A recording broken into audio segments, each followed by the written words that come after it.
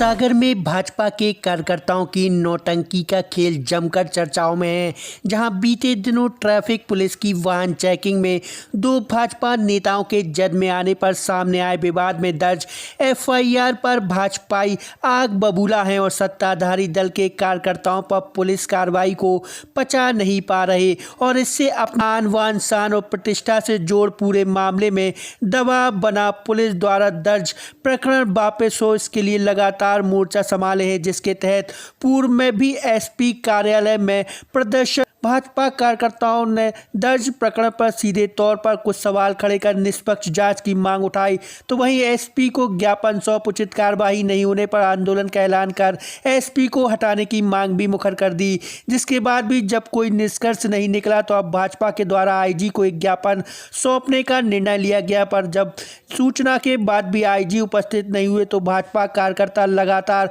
Police अधिकारी के रवैये नजर आए और सत्ताधारी दल के कार्यकर्ताओं की होने वाली उपेक्षा पर विरोध दर्ज कराने आईजी ऑफिस में ही राम नाम का सहारा ले सद्बुद्धि पुलिस प्रशासन के अधिकारियों को मिले, फिर ड्रामेबाजी शुरू कर दी। इस दौरान वहां मौजूद अधिकारी से जमकर भाजपा के नेताओं की तीखी बहस भी हुई। अभी जब आईजी मिलने नहीं पहुंचे तो भाजपा कार्यकर्ताओं को डीआईजी को ही ज्ञापन सौंपने मजबूर होना पड़ा।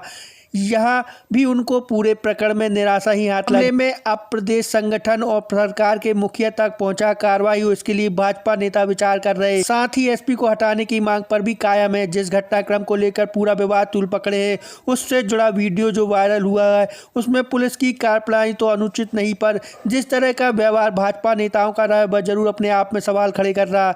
जहाँ अब तो विपक्षी दल कांग्रेस भी भाजपा की सरकार में भाजपाइयों की सुनवाई और ड्रामेबाजी पर चुटकीले अपने अंदाज में नसीहत दे रही और नियमानुसार हुई कार्रवाई को तानाशाही पूर्वक दबाव बना दबाने के प्रयास को गलत करार दे रही। बहरहाल अब पूरे मामले में भाजपा ही कटघरे में नजर आ रही है, जहां छोटे से मामले को तिल का पहाड़ बनाने पर उसकी ही किरकिरी हो रही, जिसकी हकीकत वायरल हुए वीडियो में साफ नजर आ रही। करता हूँ आईजी साहब की इस बात को लेकर हम सबको बेहद दुख है। ये सब चुने हुए जनप्रतिनिधि है, बेवकूफ है क्या कोई? अब जनता की क्या सेवा कर रहे होंगे? मुख्यमंत्री जी कह रहे हैं कि हमारे लोग जो जनता की सेवा कर, क्या जनता की सेवा हो रही जब जनप्रतिनिधियों के साथ ये व्यवहार हो रहा? अरे साहब आप सूचना करते ना, स्वास्थ्य भाई साहब 5 मिल रहा है, आप करते हैं ना सूचना। आप सारे पार्षद में आपके एक व्यक्ति नगर पालिक निगम के अध्यक्ष शैलेश केसरवानी, चिड़कगंज के पार्षद, नरियाली वार्ड के पार्षद, शिवलाल वार्ड के अलग बात है, ऐसे बात नहीं है, अपमान है हम लोगों का। ये सत्ता में बताता है आंदोलन क्या होता है। नेता लोग हाँ कर देते क्या मतलब कोई चमचागिरी करने आए कम, हम कोई दलाल है जुआ सट्टा पुलिस का काम है, बात करने आए न्याय की बात कर रहा हूँ।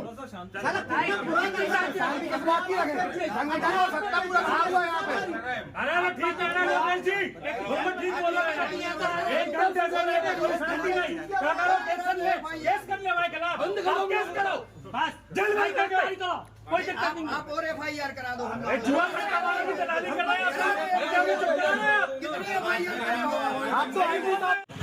जस्ट दूसरे दिन पुलिस हमारे पार्षदों के घर में और जूते पहनकर इत्यादि जो तरीका गलत होता है उसके साथ उनने परिवार के साथ मिसबिहेव किया। हमें ये लगता है कि पुलिस प्रशासन को जितना ध्यान अपराधियों के प्रति देना चाहिए। शहर में कत्ल की घटनाएं हो रही हैं, शहर में जुआ सट्टा तमाम प्रकार की जो घटनाएं चल रही हैं, पुलिस में उन पर ध्यान न देकर एक जनप्रतिनिधि के आज जिस तरीके से किसी अपराधी के घर में घुसते हैं उस तरीके से उनके परिवार के ऊपर और घर के ऊपर दबाव डाला।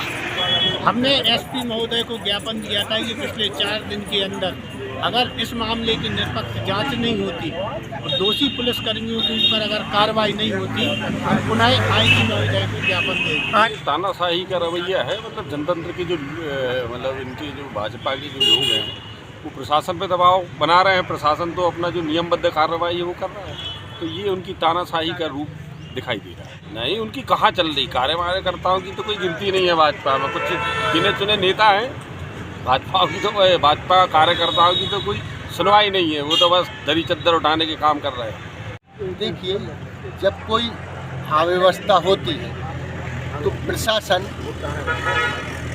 न्यूट्रल होके कार्य करता है। अब प्रशासन तुम्हारे मन के अनुरूप चले तो प्रशासन अच्छा है, और आपके मन के विपरीत चले तो प्रशासन खराब है। भाई संवैधानिक कार्यों में प्रशासन का सहयोग करना चाहिए।